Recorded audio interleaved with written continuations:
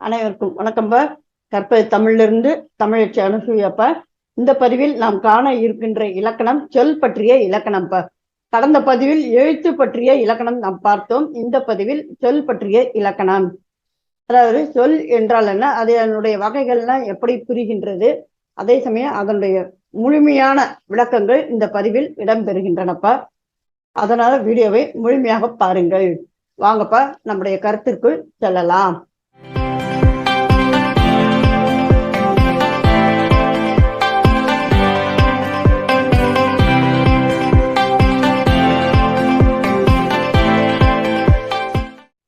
இப்ப சொல் அப்படின்னு சொல்லி சொன்னா அடுத்தவங்களை பார்த்து நம்ம சொல்லு அப்படிம்போம். இதை பற்றி கூறு என்கின்ற பொருளில் சொல் அப்படின்னு சொல்லி நம்ம சொல்லுவோம். ஆனால் இங்கே கையாளப்படுவது எந்த பொருளில் அப்படின்னு சொல்லி சொன்னா வேர்டு. அதான் ஆங்கிலத்தில் வேர்டுன்னு சொல்லி சொல்லுவாங்க, தமிழ்ல வந்து சொல். இப்ப அது என்னென்ன வகைகள் எப்படி அப்படிங்கிறது தான் இது. சரிங்களா? இப்ப பாருங்களேன், பூ மலர்ந்தது. அடுத்ததாக மாடு புல் தின்றது. பாருங்களேன், பூ மலர்ந்தது. அப்ப இரண்டு சொற்கள் இருக்கின்றன. பூ ஒன்றுக்கு மலர்ந்தது. அதே பண்றீங்க, மாடு புல் தின்றது. பொருள் தருகின்றது அல்லையா? பூன்னு ஒண்ணு வந்து நல்லா மலர்ந்திருந்திருக்கு. இப்ப மல்லிகைப்பூ மலர்ந்திருக்கின்றது. அதே மாதிரி அங்க வந்து மாடு புல் சாப்பிட்டு இருக்கின்றது. அப்ப சொற்கள் வந்து இணைந்து இருக்கின்றன, அதே சமயம் பொருளையும் தருகின்றன இல்லைங்களா? இப்ப இங்க என்ன சொல்கின்ற அதற்கான விளக்கம், டெபனிஷன், வரையறைன்னு சொல்லுவோம். ஓர் எழுத்து தனித்தோ பல எழுத்துக்கள் சேர்ந்தோ பொருள் தரும் வகையில் அமைவது சொல் ஆகும். அதாவது ஓர் எழுத்து, இப்ப இங்க பாருங்க, ஒரே ஒரு எழுத்து தான் இந்த பூங்கிறது. ஆனா அது என்ன செய்கின்றது, தனியாக வந்தாலும் பொருள் தருகின்றது, பல எழுத்துக்களோடு சேர்ந்தாலும் பொருள் தருகின்றது. இப்ப மாடு, அப்ப மா என்கின்ற எழுத்து, டு என்கின்ற எழுத்து, அப்ப இரண்டு எழுத்துக்கள் சேர்ந்து நின்று பொருள் தருகின்றது. அந்த மாதிரி இங்கே எழுத்துக்கள் மேல அப்ப இந்த எழுத்துக்கள்லாம் சேர்ந்து நின்று பொருள் தருகின்றன. அந்த மாதிரி அமைவதுதான் சொல் ஆகும். அது இரு திணைகளையும் ஐந்து பால்களையும் குறிக்கும். மூன்று வகை இடங்களிலும் வரும். உலக வழக்கிலும் செயல் வழக்கிலும் வரும். நமக்கு தெரியும் உலக வழக்கு அப்படிங்கிறதுல உலக வழக்குனா என்னென்ன, செயல் வழக்குனா என்னென்ன அப்படின்றது நமக்கு தெரியும். அடுத்து வெளிப்படையாக வரும், குறிப்பாகவும் வரும். வெளிப்படையாக அப்படின்னா பொருள் வந்து நமக்கு வெளிப்படையாக புரியும். குறிப்பாக அப்படின்னு சொல்லி சொன்னா அதுல நல்லா உள்ள போய் பார்த்தாதான் அந்த பொருள் நமக்கு தெரியும். அதன் பெயர் குறிப்பு இல்லைங்களா? அதே சமயத்தில் இது மூன்று வகைப்படும். அவை என்னென்ன, தனிமொழி, தொடர்மொழி, பொதுமொழி என்று மூன்று வகைப்படும். சரிங்களா? தனியாக நின்று பொருள் தருவது, தொடர்ந்து நின்று பொருள் தருவது, பொதுவாக நின்று பொருள் தருவது. அதுலேயே பொருள் இருக்குப்பா. நான் பல முறை கூறுவது இதுதான், என்ன சொல்லோ அதற்குள்ளேயே பொருள் இருக்கும் அப்படிங்கிறது. பாருங்களேன், ஒரு மொழி ஒரு பொருளென, தொடர்மொழி பல பொருளென, பொது இருமையும் ஏற்பன. எவ்வளவு தெளிவா இருக்கு பாருங்களேன். ஒரு மொழினா ஒரே ஒரு சொல்லு, அது ஒரு பொருளை தரும். தொடர்மொழி அப்படின்னாக்க பல பொருளை தரும். தொடர்மொழினா இரண்டு மூன்று சொற்கள் இணைந்திருக்கும். பொது அப்படின்னு சொல்லி சொன்னா அது ஒரு பொருளையும் தரும், அதே சமயத்தில் பல பொருளையும் தரும். அதான் இருமையும் ஏற்பன என்று நன்னூல் கூறுகின்றது. சரிங்களா? இப்ப தனிமொழி அப்படின்னு என்ன, ஒரு சொல் தனித்து நின்று பொருள் தருவது அது தனிமொழி எனப்படும். எடுத்துக்காட்டு பாருங்களேன், கண் படி, அப்ப பகாபதம். இப்போ இது அப்புறம் என்னன்னு பார்ப்போம். முதல்ல ஒரே ஒரு சொல் தனித்து நின்று பொருள் தருவது கண் படி. அடுத்து கண்ணன் படித்தான் இல்லைங்களா? அப்ப ஒரே ஒரு சொல் தான் நிற்கின்றது, பொருளையும் தருகின்றது. கண் அப்படின்னா ஒரு உறுப்பு, படி அப்படின்னா ஒரு வேலை. அடுத்து கண்ணன் அப்படின்னா ஒருத்தனுடைய பேரு, படித்தான்னா அவன் செஞ்ச வேலையினுடைய பேர் இது. படித்தான்னு சொல்லி வேலையும் முடிஞ்சு போச்சு. இப்ப இவங்க கூடுதலாக என்ன தருகின்றார்கள், பகாப்பதம் அப்படிங்கிறாங்க. பகுபதம் பகாப்பதம் அப்படின்னா, பகு அப்படின்னா அதை பிரிக்க முடியும், பகா அப்படின்னா பிரிக்க முடியாது. இப்ப கண்கிற சொல்ல வந்து நம்ம பிரித்தோம்னு வச்சுக்கோங்களேன், க தனியா இன் தனியா பிரிக்கலாம். ஆனால் பொருள் தருமா, பொருள் தராது. எனவே சேர்ந்து நின்னாதான் அது இது பண்ண முடியும். எனவே அது பகாப்பதம், அதாவது சொல்லை பிரிக்க முடியாதது பகாப்பதம். படி, ப தனியா டி தனியா எழுத்துக்களை பிரிக்கலாம், ஆனால் அந்த எழுத்துக்கள் பொருள் தராது. அப்ப அந்த மாதிரி சொல்லை வந்து நம்ம பிரிக்க முடியாதுதான் பகாப்பதம். இப்ப கண்ணன் அப்படின்னா இப்ப கண் தனியா பிரிக்கலாம், அன் தனியா பிரிக்கலாம். நன்னு கிடையாது, இந்த இடத்துல அன் வரும், ஆண்பால் விகுதி. இது வந்து கண்ணுங்கிற ஒரு உறுப்பை குறிக்கும். அது மாதிரி படித்தான் அப்படின்னா படி அப்படிங்கிற வேலையை நம்ம தனியா பிரிக்கலாம். அப்புறம் இதுல இன்னும் நிறைய பிரிவுகள் இருக்கின்றன. பகுபுற உறுப்பிலக்கணம் நாம் பார்த்திருக்கின்றோம். இல்லைங்களா? எனவே பிரிக்கக்கூடிய சொல் பகுபதம், பிரிக்க முடியாத சொல் பகாப்பதம். சரிங்களாப்பா? இப்ப அடுத்ததாக தொடர்மொழி. இப்ப தனிமொழினா என்னன்னு பார்த்தோம். இப்ப தொடர்மொழி இரண்டு அல்லது அதற்கு மேற்பட்ட சொற்கு தனி மொழிகள் தொடர்ந்து வந்து பொருள் தருவது தொடர்மொழி எனப்படும். அப்பயே அங்கே தனிமொழிகள் தான் வருகின்றன. பாருங்களேன், கண்ணன் வந்தான், மலர் வீட்டுக்கு சென்றாள். அப்ப கண்ணன் ஒரு பெயர் இருக்கின்றது, வந்தான் என்கின்ற ஒரு வினைமுற்று இருக்கின்றது. அப்போ இரண்டு சொற்கள் வந்திருக்கின்றன. தனிமொழி, கண்ணன் என்பது தனிமொழி, வந்தான் என்பது தனிமொழி. அப்ப இரண்டு சொற்கள் வந்திருக்கின்றன, தனிமொழிகள் வந்து பொருள் தருகின்றன, அது தொடர்மொழி. இப்ப இங்க பாருங்க, மலர் வீட்டுக்கு சென்றாள். அப்ப இது ஒரு தனிமொழி, இது ஒரு தனிமொழி, இது ஒரு தனிமொழி. அதான் இரண்டிற்கும் மேற்பட்ட தனிமொழிகள் தொடர்ந்து வந்து பொருள் தருகின்றன. மலர் என்பவள் வீட்டுக்கு போயிருந்திருக்கா, இல்லைங்களா? இப்ப அடுத்ததாக பொதுமொழி. ஒரு சொல் தனித்து நின்று ஒரு பொருளையும் அச்சொல்லே பிரிந்து நின்று வேறொரு பொருளையும் தருவது தனிமொழிக்கும்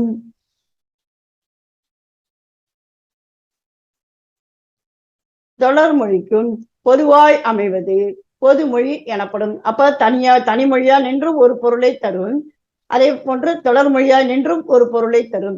இந்த மாதிரி இரண்டுக்குமே பொதுவாய் அமைகின்றது அல்லவா, இதன் பெயர் தான் பொதுமொழி. இப்ப எடுத்துக்காட்டு பாருங்களேன், எட்டு என்ற, அப்ப எட்டு என்பது எண்ணை குறிக்கின்றது. வேங்கை, வேங்கை என்னும் மரத்தை குறிக்கின்றது. இப்ப இது வந்து தனி மொழியாக அமைந்திருக்கின்றது, இல்லைங்களா? எட்டு அப்படின்னா ஒரு தனி சொல், எனவே தனிமொழி.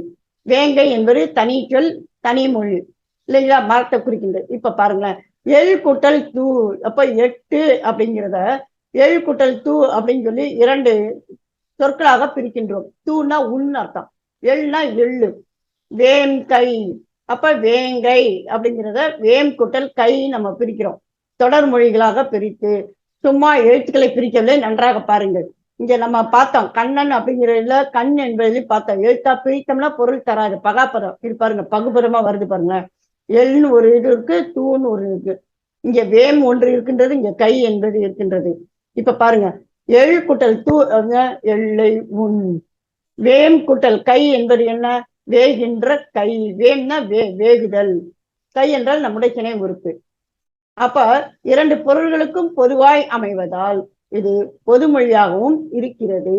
புரியுதாங்கப்பா? எட்டு அப்படிங்கிற ஒரு எண்ணை குறிக்கின்றது, தனி மொழியாக நின்று ஒரு பொருளை தருகின்றது. அதே போன்று எழு கூட்டல் தூ என்று அந்த சொல்லை வந்து இரண்டாக பிரிக்கின்றோம், இரண்டு தனிமொழி தான் இருவோம், தொடர் மொழிகளாகவும் அமைகின்றது. அப்ப எல்லை உன் என்கின்ற பொருளை தருகின்றது, எனவே அது பொதுமொழி. அதே மாதிரிதான் வேன் கை, அப்ப வேங்கை என்று ஒரு பொருளை தருகின்றது, மரம் சொல்லி. அதே சமயத்துல வேன் என்கின்ற இது ஒரு தனிமொழி, இது ஒரு தனிமொழி, இரண்டு தனிமொழிகள் இணைந்து தொடர்மொழியாக அமைகின்றது, பொருளையும் தருகின்றது, இல்லையா? வேகின்ற கை என்று. எனவே இவ்வாறு அமைவதால் இது பொதுமொழி ஆகும். சரிங்கப்ப? இப்ப அடுத்ததாக தொழில் பெயர். ஒரு வினை அல்லது அந்த தொழில் பெயர் அப்படிங்கிறதுலயே ஒரு பொருள் நம்ம புரிஞ்சுக்கலாம். தொழில், இல்லையா? இப்ப வீட்டுல வந்து நம்ம அப்பா என்ன செய்கின்றார், ஆசிரியர். என்னுடைய அப்பா ஒரு தச்சர், மரத்தச்சர். என்னுடைய அப்பா ஒரு பொற்கொள்ளர் அப்படின்னு நம்ம சொல்கின்றோமா? அப்ப அவர்கள் செய்கின்ற தொழில், அதனை குறிக்கின்ற பெயர் தொழில் பெயர். ஒரு வினை அல்லது செயலை குறிக்கும் பெயரானது எண், இடம், காலம், பால் ஆகியவற்றை குறிப்பாகவோ வெளிப்படையாகவோ உணர்த்தாமல் வருவது தொழில் பெயர் எனப்படும். அப்போ ஒரு தொழில் மட்டும்தான் இருக்கு, அதுல எண், இடம், காலம், பால் எதையுமே வந்து அது காட்டாது, அது தொழில். அப்ப தொழிலை மட்டும் காட்டுவது. ஈதல் அப்படின்னா கொடுத்தல். இப்ப ஈந்தான் அப்படின்னு சொல்லி சொன்னோம்னு வச்சுக்கோங்களேன், கொடுக்கின்ற வேலையிலே அவன் செய்தான், அப்ப ஈந்தான். அப்ப என்ன செய்கின்றது, அது பாலத்தை குறிக்கும், அதாவது ஆண் பால் காட்டுகின்றது. ஈந்தான் இறந்த காலத்தை காட்டுகின்றது, ஈந்தான் படக்கு இடத்தை காட்டுகின்றது, ஈந்தான் ஒருமையை காட்டுகின்றது. ஆனா ஈதல் என்பதில் எதுவுமே இல்லையே, பால், காலம், இடம், எண் எதுவும் இல்லை. நடத்தல், அவ்வளவுதான், நடக்கின்ற வேலை நடந்திருக்கின்றது, அவ்வளவுதானே தவிர அதுல எண், இடம், காலம், பால் எதுவுமே நமக்கு தெரியவில்லை. இந்த மாதிரி அமைவதுதான் தொழில் பெயர். சரிங்களா? இந்த தொழில் பெயர்களுக்கு விகுதிகள் அமைவது உண்டுப்பா. இப்ப பாருங்களேன், விகுதி பெற்ற தொழில் பெயர். வினை அடியுடன் விகுதி சேர்வதால் உருவாகும் தொழில் பெயர் விகுதி பெற்ற தொழில் பெயர். இப்ப பாருங்களேன், வினை அடி, இது விகுதி, இது தொழில் பெயர். வினை அடினா என்னவோ நினைச்சுக்க வேண்டாம், ஒண்ணும் இல்ல, அடிப்படையானது என்ன? இப்ப ஈதல், அப்ப இதுல என்ன அடிப்படையான சொல்? ஈனாக்கும் பறக்கிற பறவை மட்டுமன்று, கொடு என்கின்ற பொருள். நடத்தல் அப்படின்னா நடன்றது மட்டும், அந்த ரூட் வேர்ட் சொல்லுவோம் அல்லவா, அதுதான் வினையடி எனப்படும். சரிங்களா? இப்ப இங்க பாருங்களேன், நட, வாழ், ஆள். ஆள்னாக்கு பர்சன் அப்படிங்கிறது கிடையாது, அவனை ஆட்சி புரிவாயாக, ஆட்சி புரிந்தான்னு சொல்லுவோம் அல்லவா, அந்த ஆட்சி என்பதனுடைய ரூட் வேர்டு என்ன அப்படின்னாக்கும் ஆள் என்பதுதான். சரிங்களா? நம்ம வந்து பர்சன் அப்படின்னு மட்டும் நம்ம நினைக்க கூடாது, அங்க ஒரு ஆள் இருக்கா பாரு அப்படின்னு, அந்த பர்சன் என்பது கிடையாது. ஆள் என்றால் ஆளுதல், ஆட்சி புரிதல், ஆண்மைன்னு சொல்லுவோம். அப்படின்னா என்ன அர்த்தம்? ஆள்ன்றப்பதான் அந்த ரூட் வேர்டு. சரி, இப்ப இதுகளோட விகுதியை இணைகின்றன. நட குட்டல் தல், நடத்தல். வாழ் குட்டல் கை, வாழ்க்கை. ஆள் குட்டல் அல், ஆளல். ராணிமங்கை ஆட்சி புரிந்தார், ஆண்டார் அப்படின்னா நம்ம சொல்கின்றோமோ, அதுதான். அப்போ ஒரு வினையடி சொல்லுடன் விகுதி இணைந்து தொழில் பெயரை தருகின்றன. இப்ப இங்க அதான் தொழில் பெயர். தல் என்கின்ற தொழில் பெயர் இணைந்திருக்கின்றது. இங்க நடத்தல் இந்த தல் என்கின்ற அந்த தொழில் பெயர், அதாவது விகுதி, விகுதி இணைந்திருக்கின்றது, தொழில் பெயராக ஆகின்றது. சரிங்களா? இந்த ஒரு வினையடி என்ன செய்யும் அப்படின்னா பல விகுதிகளை ஏற்கும். இப்ப உதாரணம் பாருங்களேன். நட என்பது வினையடி. இப்ப நடை, நடத்தை, நடத்தல். அப்ப ரூட் வேர்டு வந்து நடதான். அதை வச்சு எத்தனை சொற்கள் வருகின்றன பாருங்களேன். அதாவது விகுதிகள் இணைந்து ஐ வந்திருக்கின்றது, இங்க நடத்தை வந்திருக்கின்றது, தை என்கின்ற விகுதி, இங்க தல் என்கின்ற விகுதி இணைந்து எல்லாமே தொழில் பெயர் தான். ஆனா அதே சமயத்துல எல்லாம் தொழில் பெயர் தான். இப்ப எதிர்மறை தொழில் பெயர், எதிர்மறை பொருளில் வருவது எதிர்மறை தொழில் பெயர். நடவாமை அப்படின்னா என்ன அர்த்தம்? நடக்காம, அந்த வேலை நடக்காம இருந்திருக்கு, அவன் நடந்து போகாமல் இருந்திருக்கு அப்படின்னு. கொல்லாமை அப்படின்னா கொல்லாம இருத்தல். புரியுதுங்களா? அப்ப எதிர்மறை பொருளை தானே தருகின்றது, கொல்லாமல் இருத்தல். அப்ப அந்த எதிர்மறை பொருளை தருவதால் இது எதிர்மறை தொழில் பெயர். இப்ப அடுத்து பாருங்களேன், இப்போ முதல்நிலை தொழில் பெயர். இப்ப தொழில் பெயர்னா என்ன? முதல்ல வந்து நம்ம சொல் தான் என்னன்னு பார்த்தோம். அது தனிமொழியாகவோ தொடர்மொழியாக இருந்து பொருள் தருவது எப்படின்னு பார்த்தோம். அடுத்து தொழில் பெயர், தொழில் பெயர்னா என்ன என்று பார்த்தோம்.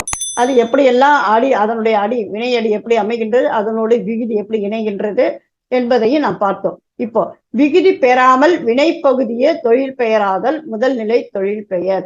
அது என்னமா, நம்ம வினையடி இருக்கு இல்லையா, அதுவே அப்படியே தொழில் பெயரா நிற்குமா, அதான் வினைப்பகுதி, அதான் வினையடி. பாருங்களேன், தட்டு, அவ்வளவுதான். தட்டு அப்படின்னா அதுலயே தொழில் இருக்கின்றது, அதனை எடுத்து தட்டு. ஏன் அந்த முறத்தை எடுத்து தட்டு அப்படிம்பாங்க. தட்டுனா நம்ம சாப்பிடுகின்ற அந்த பிளேட் என்கின்ற பொருள் கிடையாது. சரிங்களா? என்ன அர்த்தம் அந்த இடத்துல? அதை எடுத்து தட்டு அப்படின்னு, அவன் முதுகில் தட்டு அப்படின்னாக்கும் அவன் முதுகுல நம்ம தட்டி பாராட்டுதல், அதான் தட்டு. உரை, உரைனாக்கும் கூறு, சொல்லு அப்படின்னு சொல்றோம்லவா, அந்த பொருளை தருகின்றது. இதுதான் வினையடி சொல். இப்போ உதாரணமாக உரைத்தல் வச்சுக்கோமே, அப்ப இந்த வினையடி என்னது? உரை தானே. அதான் இங்க இங்க தல் என்கின்ற அந்த விகுதி அமைந்திருக்கின்றது, தொழில் பெயர், அதான் விகுதி பெறாமல். புரியுதுங்களா? அது மாதிரி அடி அப்படின்னாக்கா அதை எடுத்து அடிக்கிறது.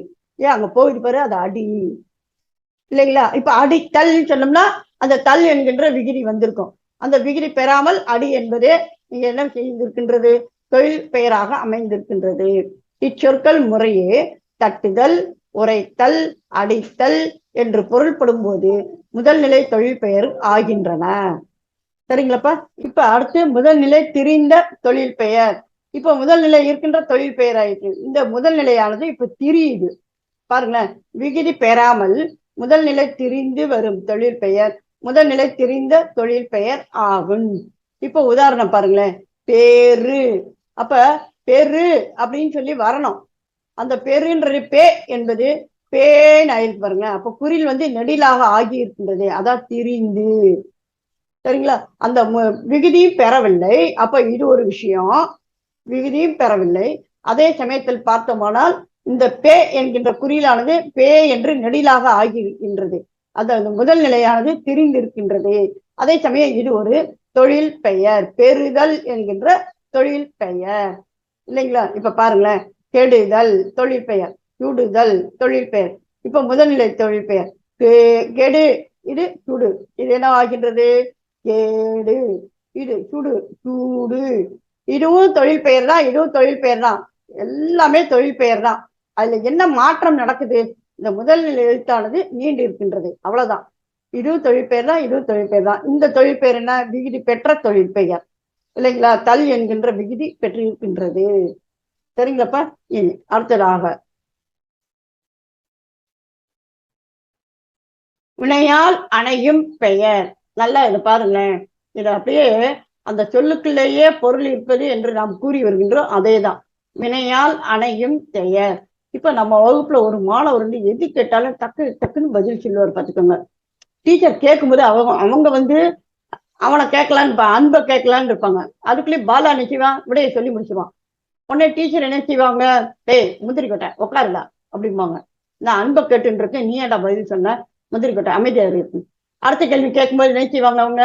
டேய் முந்திரி கொட்டை நீ அமைதியா இருக்கணும், நான் அவனை தான் கேள்வி கேட்டுன்னு இருக்கேன், அவன் தான் பதில் சொல்லணும், சரியா? அப்ப அவன் பெயர் வந்து முந்திரி கொட்டை. அழகான பேரு பாலா என்பது. ஆனால் அவன் செயலை முந்தி முந்தி செய்வதனால் முந்திரி கொட்டை அப்படிங்கிற பட்ட பெயர் கிடைக்கின்றது. அப்ப வினையால், அப்ப அவன் செய்கின்ற அந்த முந்தி முந்தி கூறுகின்ற அந்த வினையினால் அவனுடைய பெயரானது என்ன ஆகி விடுறது? அடிபட்டு போகுது இல்லையா? முந்திரி கொட்டான்னு வருது. டே பாலா, நான் இப்ப அவனைதான் கேள்வி கேட்க போறேன், நீ பதில் சொல்லாம இரு அப்படின்னு சொல்லுகின்ற ஆசிரியர் என்ன செய்கின்றார்? டே முந்திரி கொட்டை நீ பதில் சொல்லிடாத, நான் அவனைதான் கேட்கிறேன் கேள்வி, அவன் தான் பதில் சொல்லணும் இல்லைங்களா? அதான் வினையால் பெயரானது அணைந்து விடுதல். இப்ப பாருங்க, ஒரு வினைமுற்று பெயரின் தன்மையை அடைந்து வேற்றுமை உறுப்பு ஏற்றும் அல்லது ஏற்காமலும் வேறொரு பயனிலையை கொண்டு முடிவது வினையால் அணையும் பெயர் எனப்படும். அதாவது இப்ப இலக்கணம் வந்து ரொம்ப ரொம்ப எளிதுப்பா. நம்ம இயல்பா இப்ப நான் சொன்ன அந்த முந்திரி கொட்டை அப்படிங்கிற விஷயம் வந்து இங்க நமக்கு சொற்களாக கொடுத்திருக்கின்றார்கள், அவ்வளவுதான். சரிங்களா? அது தன்மை, முன்னிலை, படர்க்கை ஆகிய 3 இடங்களிலும் 3 காலங்களிலும் வரும்.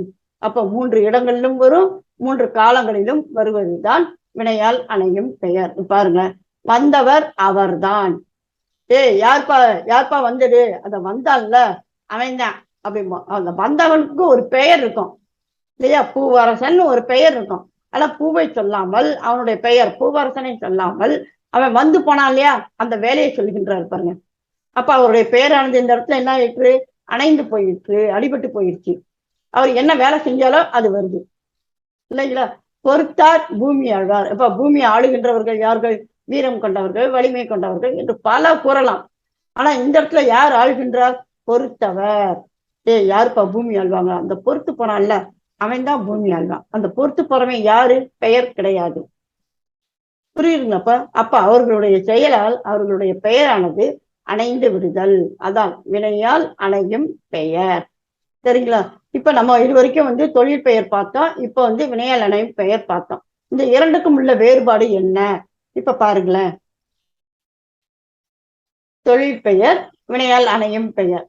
வினை பெயர் தன்மை ஆகி வினையையே உணர்த்தி நிற்கும். அதாவது இப்ப நம்ம படிச்சதுதான், எதுவும் நீங்க குழம்ப வேண்டாம். அந்த வினை என்ன செய்யும் அப்படின்னா அதுவே ஒரு பெயராக ஆகிவிடும். அதே சமயத்துல வினையை மட்டும்தான் அது காட்டும் இல்லைங்களா? இப்ப நம்ம பார்த்தோம் பெரு என்பது, இந்த கெடு, சுடு இதெல்லாம் பார்த்தீங்கன்னா வினைதான். அது பெயராக அமைகின்றது, அதே சமயத்தில் வினையை காட்டுகின்றது. இப்ப இந்த இடத்துல வினையால் அணையும் பெயர் தொழிலை செய்யும் கருத்தாவை குறிக்கும். இப்ப இந்த இடத்துல பாருங்களேன், தொழிலை செய்யும் கருத்தாவை குறிக்கும். இப்ப உதாரணமா நம்ம என்ன பார்த்தோம்? இதுக்கு முன்னால பார்த்தோம் இல்லையா? வந்தவர் அவர்தான். அப்ப வந்தவர் அப்படிங்கிறது அந்த வருகின்ற வேலையை செஞ்சார் அல்லவா? அந்த செஞ்சவரை இது குறிக்கின்றது இல்லையா? தொழிலை செய்கின்ற அந்த கருத்தாவை அது குறிக்கின்றது. இங்க வந்து அந்த செயல் தான் வந்து உணர்த்து. அப்ப தொழில் மட்டும்தான் இங்க நடக்கும், ஆனா இங்க தொழிலை செஞ்ச கருத்தாவை குறிக்கும். இது காலம் காட்டாது. கேடு சூடு என்ன காலம் இருக்கு? இறந்த காலமா, நிகழ்காலமா, இருக்கும் எதுவும் கிடையாது. ஆனால் இது காலம் காட்டும். இப்ப வந்தவர், அப்ப வந்தவர் அப்படின்னா ஏற்கனவே வந்து போயிருந்திருக்காரு, எனவே அது இறந்த காலத்தை காட்டுகின்றது இல்லைங்களா?